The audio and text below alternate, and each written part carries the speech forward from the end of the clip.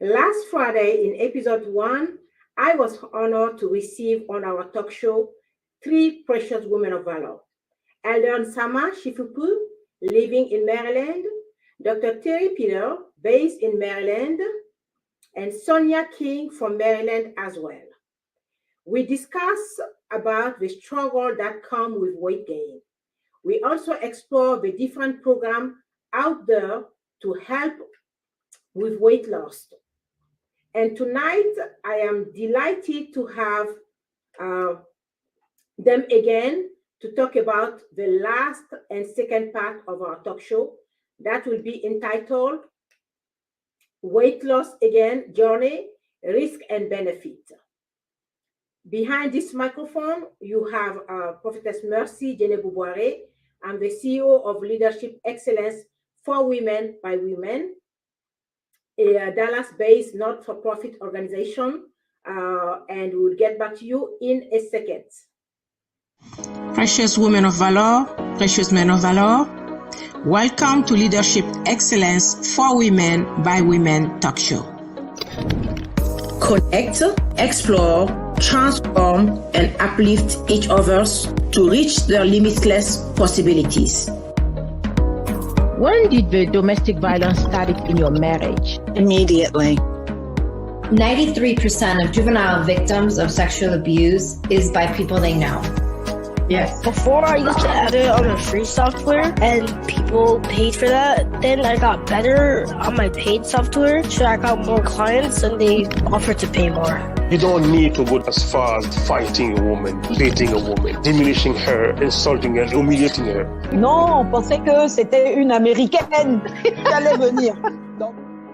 Les gens, dès qu'ils commencent un boulot, c'est fini, hein. C'est jusqu'à la retraite. Tu vois, ils ne cherchent pas à changer de boulot, ils ont peur. The testimonies, the stories are just amazing. Comment démystifier certains mythes sur l'augmentation de salaire et la promotion? Leadership Excellence for Women by Women. Okay. We all know that the foundation of successful weight loss remains a healthy, calorie-controlled diet that is combined with increased physical activity. For successful long-term weight loss, you must make permanent change in your lifestyle and health habits. Firstly, I would like us to talk about the risk of weight loss program. I believe last week, Dr. Terry slightly touched on that, but let's dig deeper tonight on that. I'm going to start with Elder Sama. Why did you choose intermittent fasting program to lose weight, Dr. Elder Sama? Amen. First of all, I received that, doctor, that you keep throwing away.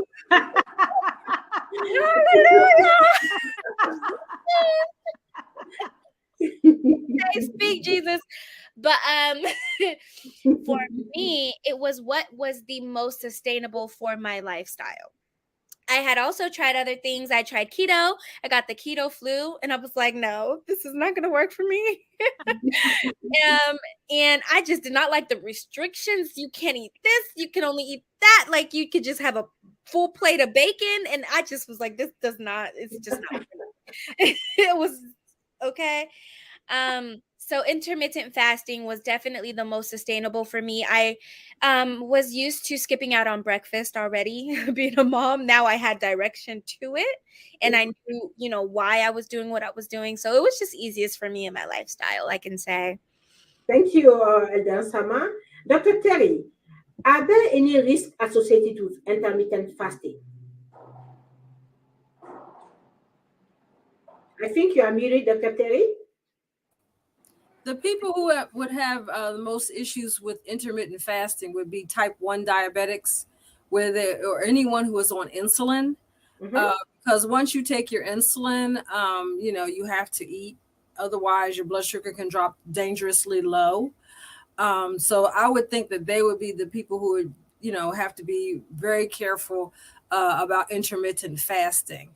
But I mean, we fast when we go to sleep anyway. So at least 8 hours, you're going to be fasting. So we're always fasting. It's just that it's the amount of time, 16 hours versus 8 hours. And it depends on the rest of their lifestyle. It's not just about the food you eat, it's about your activity. And meal planning and, you know, not eating junk food. So it still takes a level of commitment and conscious eating. That's the problem with us too. We don't consciously eat. That's why you can go to the movies and sit and eat a ton of this size of popcorn in one sitting through a movie, because you're unconsciously eating. And for people who have smaller stomachs or people who are diabetic and are on insulin, that could pose more of a threat to them if they go too long without eating and they're on insulin. That would be the only people I could think of that would have an issue. Yeah, and that's totally right what you're saying, Dr. Terry. Let's hear about Sonia. What motivated you to opt out of for a bariatric sleeve surgery compared to Elder Sama that decided to who decided to go for intermittent fasting? You did another. You went for a different program, which is and I think you've talked about it earlier on last week, or that you decided to go for bariatric sleeve surgery. What motivated you to do that? So what motivated me for bariatric sleeve was I had several other coworkers who had this procedure and they had great success. So I did my research and I had tried many other options for losing weight, and I decided to give it a chance. Thank you, Sonia. Let's hear about Dr. Terry. We know that all surgical procedures carry a risk. What proactive step should a candidate take when contemplating a bariatric surgery? I think I've touched on that a little bit last week, but we want you to dig on it a little bit more within like 1 or 2 minutes.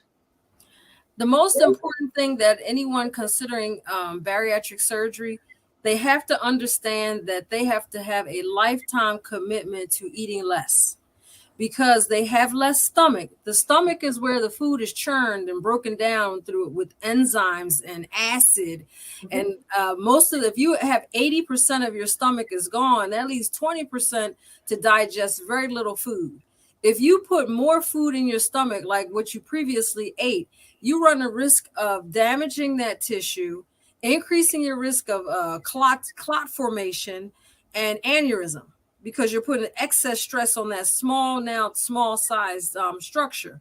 So you have to be, and also there's malabsorption syndrome that's many of the people suffer from if they don't eat nutrient dense liquefied foods. They have to be really reduced in particle size so it doesn't create discomfort or trauma to the stomach.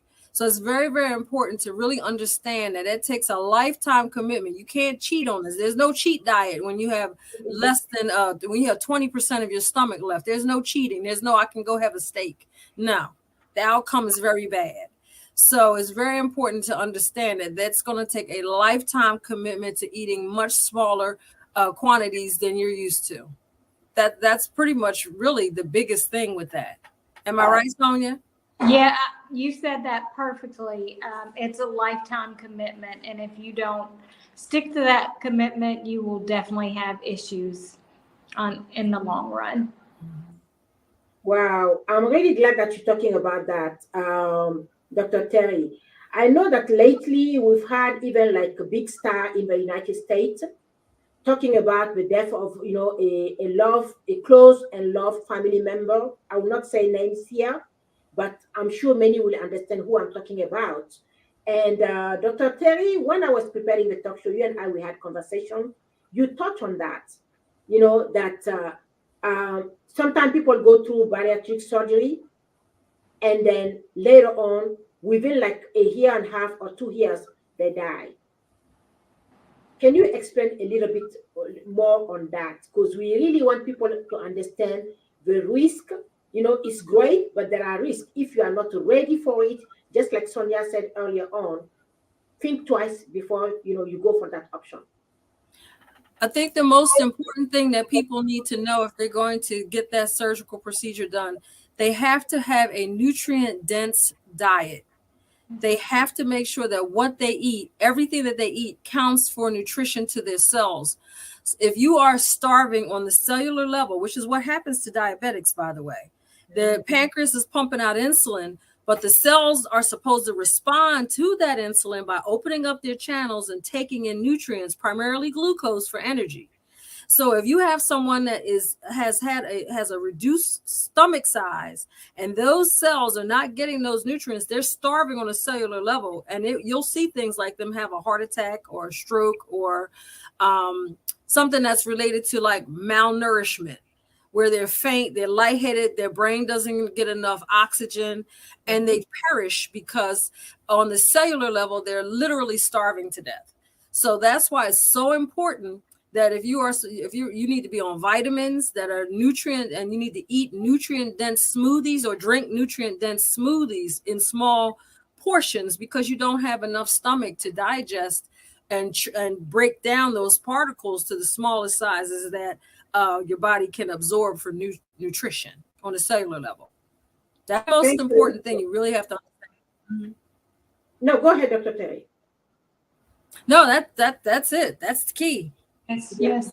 Yeah, thank you so much. And like I said before we jump into benefit, I wanted, everyone contemplated whether it's intermittent fasting, bariatric surgery, to know the risk, that go with it. Let's not analyze the benefit associated with weight loss. Yeah, we know that long-term weight loss takes time and effort, and a long-term commitment. Dr. Terry talked about that last week. While you sure don't want to put off weight loss indefinitely, you also want to make sure that you are ready for it. And this is where I really want us to talk about the benefit of weight loss. Let me see if my iPad will let me get to that. Today, it looks like we are having a little bit of technical issue, but that's what happens sometimes with IT. So, like I said, you should make sure that you make a permanent change to eating and activity habits in order to reap the benefit associated with weight loss. Sonia, what is giving you the burning drive to stick to your weight loss plan? So for me, it's a lot of the things that Dr. Terry just spoke about. Number one, if you are not committed, you don't get the nutrients that you need, you don't hydrate, you're going to be definitely sick. That happened to me when I first had the surgery. I landed in the hospital. I was malnourished, I was dehydrated, and I did not want to continue down that path. So I made a commitment to take my vitamins, drink my water, ensure that I'm eating the proper type of food. So I think asking myself how and why I'm going to get through this journey has really helped me with the commitment. I love what you said, Sonia. Let's have a technical team put up the slideshow on setting a realistic goal. And this question is going to be for Dr. Terry. Dr. Terry, how important is it to make sure that you are ready in order to set goals, stay committed, and change habits? I like this slide because this is very important. You have to set realistic goals. If you say to yourself, I'm going to run an hour a day, 5 days a week, reality, no. Most of the time you may get one in during the week, because once work and children and issues pop up, that commitment you're going to fail. Yeah. But if you make small changes that you can make work, say you want to work 30 minutes a day. If you walk 3 10-minute walks at a fast pace 3 times during the day, that's your 30 minutes. Every step counts. So if you don't have time to do a full 30-minute walk, you can break it down into 10-minute walks at a fast pace. Yeah. And as far as losing pounds, fat weighs less than muscle. So there are plenty of people who get on the scale, and the density of their body because of their muscle mass may make them appear on the scale as heavy. But when you do a fat density test, they don't have a whole lot of fat on their body because they have a lot of muscle. So losing weight and focusing on the loss of pounds without doing any exercise, you're going to disappoint yourself, because you can gain 2 pounds in one day if you eat too much salt on your food. Yeah. You know, that's nothing. I can gain 3 pounds in a weekend if I added a glass of wine. Yeah. I eat too much sugar. So, you know, you want to set small goals that you can stick to. Do 5 sit-ups one day. The next day, maybe add 1 more sit-up or 2 sit-ups until it becomes a regular part of your routine.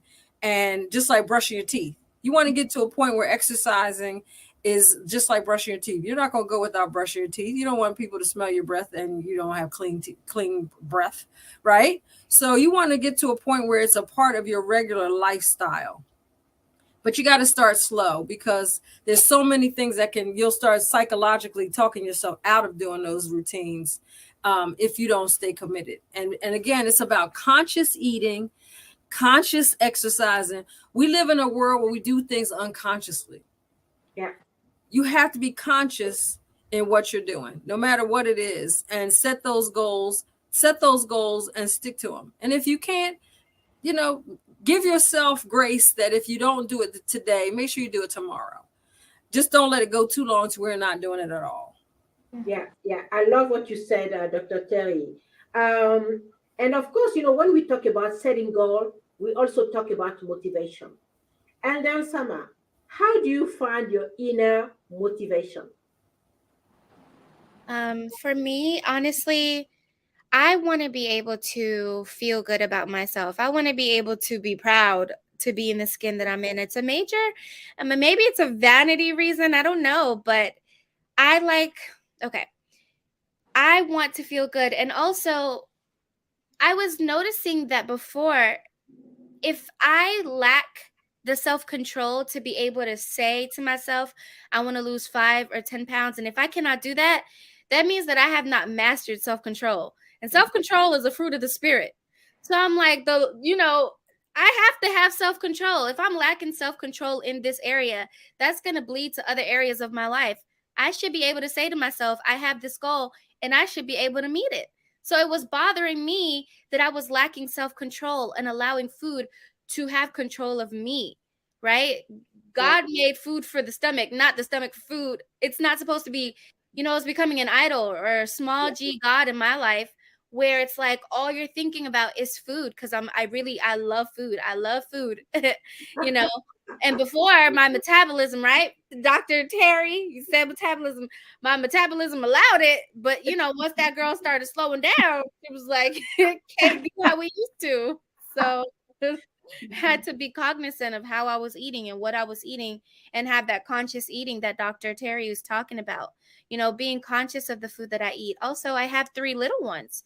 I want to be around as long as I can. I want to be able to do those events with them, take them to the park, and be able to keep up, because my kids are very energetic. So these were the 3 things. Vanity reasons. I want to look good, period.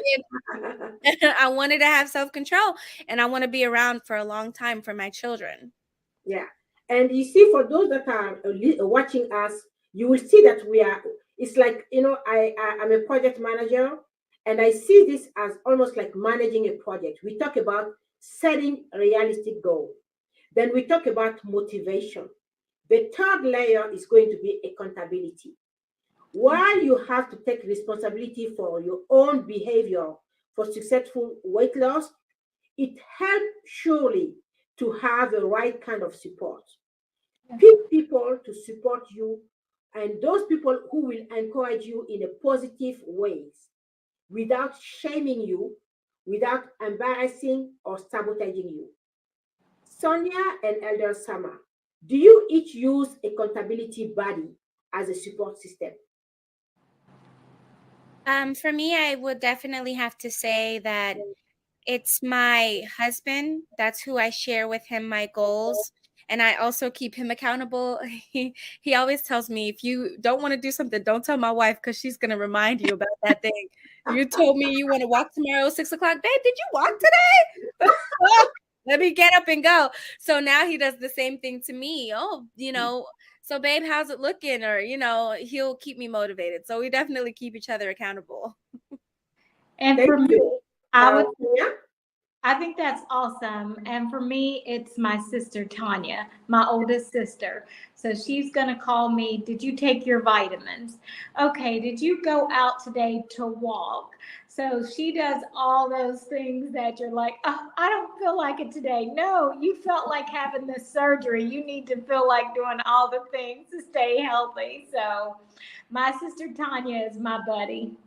I love it. I love it too. Thank you to Sister Tanya for helping Sonia staying on track. I would like us to see something here, a healthy plate. Dr. Terry slightly touched on it last week, and that's what I was telling her. Let's hold off on those aspects of eating well for episode 2. Dr. Terry, what is your take on this healthy plate that is showing on the screen? It's actually pretty accurate, but about 20 years ago, that pyramid was very different, and that's why we have more diabetes. Yeah. The base of the pyramid used to be breads and cereals because the fat was evil. Fat was horrible. They started coming on margarine, which is nothing but hydrogenated oil, which is biochemically with what I learned in organic chemistry. You might as well eat butter because it's the same thing. Your body's not going to know the difference between butter and hydrogenated fat. It's not going to know the difference because both of them have oxygen hydrogen pumped into them, and it's still going to clog up your arteries. So it doesn't know the difference. But yeah, this is very different. Actually, the carbohydrate one should be even smaller, and the protein one should be even smaller, and the vegetables and fruit should be even bigger. Because we don't get enough. You're supposed to get 5 to 7 servings of fruits and vegetables. How many people really get 5 to 7 servings? When you figure a serving of vegetables is about a half a cup. So 5 to 7 of those. Come on. We don't do that. No. Most people don't even hit the 5 to 7 servings of fruits and vegetables a day. But we sure get a lot of that protein.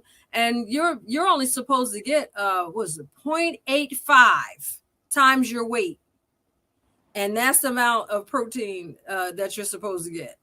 I believe, if my calculation is correct. I'll check myself, and make sure. But it's much less protein that we need during the course of the day than we actually ingest, which is very hard on the kidneys, by the way, because certain meats are high in phosphorus, which can lead to kidney damage. And the first thing they tell people who are on dialysis is to cut back on your protein intake, especially high phosphorus foods like shrimp, crabs, and things like that. So we should be eating more beans, but beans also have a high carbohydrate content. So smaller portions of the beans, not a big bowl of beans like we're used to eating, because if you're diabetic, it'll raise your sugar too much. So, it's just knowing those. That's why a registered dietitian should be a part of your health team, because a registered dietitian will work with you and help you figure out the right foods to eat for your body. They are trained and skilled in this. And you can go on all the YouTube sites and have all these paraprofessionals try to tell you all they want. But a registered dietitian is trained and knows this well. And again, an African-American one is going to understand our craving for things like rice. Yeah. And jollof rice. I'm addicted. You cannot bring me jollof rice. I will eat until my sugar's 300. Okay. All right. And I know that is the pride of my African sisters. And my Ethiopian sisters, they bring me that, what is that? Injera. Huh? Injera. That's a oh my God. Injera, I will eat to my death injera. Okay. Because they layer it with all this, the beans, the lentils, and oh my gosh, I will eat way too much of it. So like you said, that self-control. But you try to tell them not to drink so much coffee. It's rice, it's injera, All these things make your blood sugar go up because caffeine stimulates your liver to make more sugar. So if you already have dysglycemia or blood sugar issues, that's why metformin works so well. That drug that I was telling you about that they use for polycystic ovarian syndrome, that's the same drug they use for diabetics that are type 2 diabetics. And with that drug, it suppresses the liver from making too much sugar. But guess what the side effect is? It causes anemia because it lowers it suppresses the body's absorption of vitamin B12, which is what you get from meat, by the way. So vegans have to take extra B12. I mean, we could go through this for a little while. So I don't want to tie you all up with this, but I'm just saying, it's the fruits and the vegetables, the avocado. Instead of cheese, use avocado. Guacamole is my best friend, but I don't want to use the chips to go with it. So I'll make a lettuce wrap.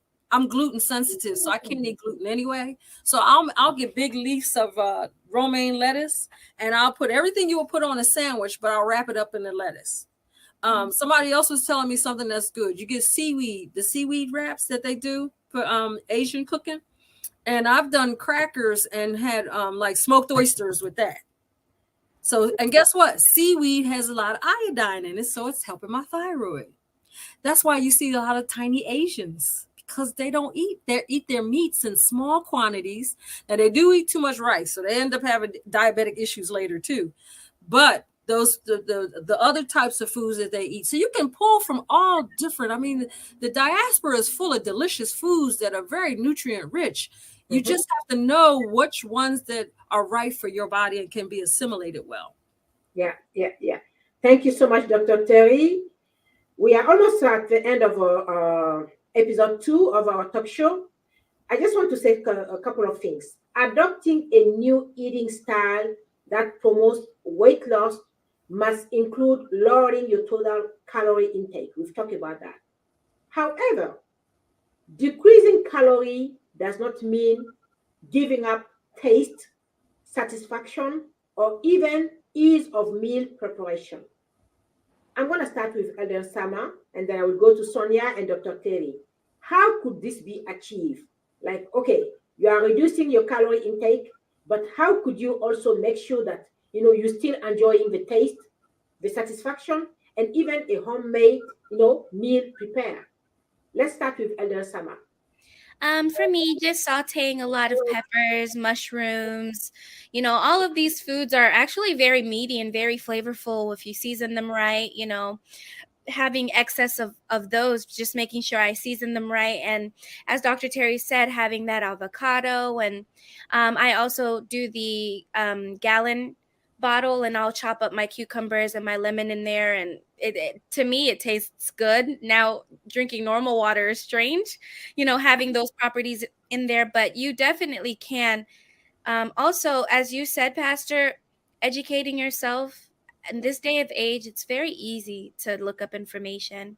Just look up information and research and see what are ways that you can eat healthier. As Dr. Terry said, get yourself a dietitian, ask them for your own body, because everybody is different. So what you might need and your needs might be different from another person. Also, where you're at in life. For me, I'm breastfeeding. So my needs right now are very different from someone who is not. So just working with dietitians, seeing what you need at a certain time in your life, getting that blood work, seeing what your body needs, but definitely, I love me some peppers and I love me some mushrooms. I love me some spinach, loading up on those good old veggies. Yes. Wow. It's already mouth-watering. Let's hear about here on Sonia. We've all, watched your picture, and then you talking about the bariatric surgery that you went through. And of course, like Dr. Terry said, because of that specific surgery that you did, you have to really watch your calorie intake. How are you combining that with, making sure that you're still enjoying your meal, you have satisfaction, and even, you are able to, if you feel like it, making some home meal, but still, making sure that you are staying within what you need to do? So a couple of things. First of all, I so agree with Elder Summer. You are so spot on, like getting a nutritionist. Also, making Google your best friend to Google different recipes. Also, one of the things that's helping me is get a journal. Write down what you're eating and what benefits it's having or what benefit it's not having on your body. So just being creative, getting a journal, constantly asking yourself the why question. Why did I have this surgery? And if you really drill down to the why, you're going to want to eat properly, I believe. So that's what I do. I just Google different recipes. I write in a journal, and it really helps me to stay on track. I have not gotten a nutritionist yet, Dr. Terry, but I need to really be consistent with that. So that's going to be my takeaway. I got one for you. Where do you live? You live in Maryland, right? I'm in Maryland, yes. Okay. I got one for you. Okay, great. Well, I will make sure to connect all three of you. And Sonia, you just said something before I let Dr. Terry talk. And after that, I will have all of you just give your last and final word. You talk about journal. And this was really eye-opening for me because I never thought usually we use journal for, okay, your daily, activities or, your intimate thoughts, but I never made the connection with, your weight loss journal. Thank you so much for that tips. That's great. Back to you, Dr. Terry. You're talking about keeping yourself conscious. That's what journaling does. It makes you conscious of what you eat. And let me tell you, Elder Nsama, that baby is going to be so healthy because let me tell you, starting in August, I always increase my intake of mushrooms because mushrooms are the one vegetable that's full of vitamin D and selenium. Vitamin D and selenium is great for your skin, your nails, your hair. And of course, vitamin D, they're linking it to helping people beat cancer, breast cancer, colon cancer. So and then red bell peppers, high form of vitamin C. So your baby's going to have beautiful teeth, beautiful skin. And so when I look at food now, because of my scientific background, I look at what am I getting? So when I eat fish, what am I getting? I'm getting omega-3. That's brain health right there. Only thing I warn you about with fish, try not to eat fish more than 3 times a week because you can end up with mercury poisoning. And stay away focus on the wild caught fish. Stay away from farm raised because farm raised fish is loaded with heavy metals, dioxins, and toxic substances. So you want to eat whole foods. When you go to the supermarket, look for organic foods that have a sticker on it that starts with the number 9. That lets you know that it's certified organic. It wasn't grown with a bunch of pesticides, and it has to be certified by the government to be organic. Okay. You want to look for the number 9. 3 and 4, they can't guarantee that it doesn't have pesticides in it, but number 9 means it's absolutely grown organic. So look for that number 9 sticker on those your produce. Eat clean. Eat clean and drink water, and you will really begin to see. I'm looking at your skin, Elder Nsama, is beautiful, it's glowing, and it's straight because that cucumber drink and that lemon. Everybody know that started doing that lemon water, they got a glow to their skin. Doesn't matter what shade or tone their skin was, they had a glow. You have that glow. Add lemon water. Sonia King, if you're not doing that already, do that as your first drink in the morning to flush everything out from yesterday. Okay? And you will see the glow in your skin just from doing that lemon water and hydrate. You can tell you're hydrated by your face. Dr. Terry, what about limes? Lemons, limes, they're all limonene. They're all citric. They're all very good for that pH, and it adds that nice flavor. But at some point in between, you want to do pure water because remember, whatever you drink, whatever you eat, your liver has to break it down. Then your kidneys have to break it down and add water so they can be absorbed and reduced. Proteins are reduced to amino acids. Fats are reduced to fatty acids. Carbohydrates are broken down to glucose. Your brain needs glucose to function. We overstimulate these babies that are on ADD meds. Get them off all that sugar, and you might be able to get them off those ADD meds. Yeah. We're poisoning our kids with McDonald's and all that stuff in the morning and all that. That's poison for your babies. Okay, and they're being penalized because of the foods that they're eating that are loaded with sugar, and they cannot assimilate all that sugar. It makes them wired. And another term, menopausal women, are you tired and wired? In other words, at night, is your brain running and it won't go shut down, and then in the morning you can't get up? That's your adrenal glands. Wow. That's your fight or flight hormones. And if those fight or flight hormones keep kicking in, cortisol levels get too high. When the cortisol levels get too high, it makes your liver make more sugar. When you make more sugar, your pancreas makes more insulin. When your insulin makes more, when your body, your adrenals, not your adrenals, when your pancreas makes more insulin, insulin is a fat storage hormone. So your overweight problem could be linked directly to hyperinsulinemia, excessive insulin. You know how you know people that have high production of insulin? They start getting dark marks around their neck and on their cheeks. It's a name. It's called acanthosis nigricans, and it's velvety looking skin. When you see people that have velvety, that means they're overproducing. But if I do a blood draw on them and check their hemoglobin A1C, they'll say my A1C is beautiful. It's 5 point such and such. Yeah, but you're still diabetic. Because if I give you some sugar and check you 2 hours later, I guarantee you it's going to be over 100. Once you go over 100, you're pre-diabetic. It's just a matter of time before your cells stop taking in sugar and it starts building up in your blood. And that's the point where you can reverse diabetes, when you catch it there.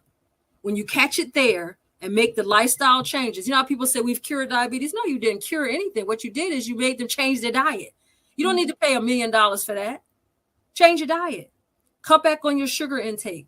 You shouldn't take in more than 15 grams of sugar per meal. You know how I know that? Because 15 grams is the rescue dose for diabetics.